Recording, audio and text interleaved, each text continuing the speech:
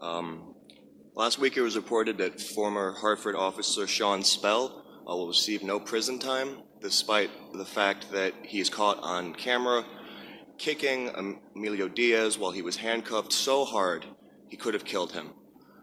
He's receiving every month a $10,000 pension. There's not much we can do about that. But the week before that, it was reported that two other officers involved with the case, and they were disciplined for interfering with recording and afterwards for failure to report the incident, Barone and Mastroianni.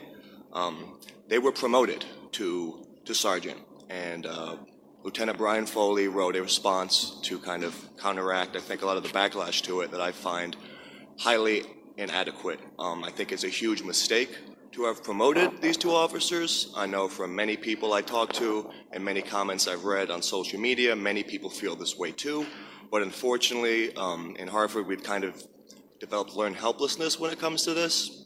The police officer's job is difficult enough as it is, and with a new chief on the way, there's going to be a lot of effort, I think, to re-engage the community with this kind of action. And I know there's unions that are involved with it as well, so it's really difficult, I think, to maybe put a stop to the promotion, but it's despicable.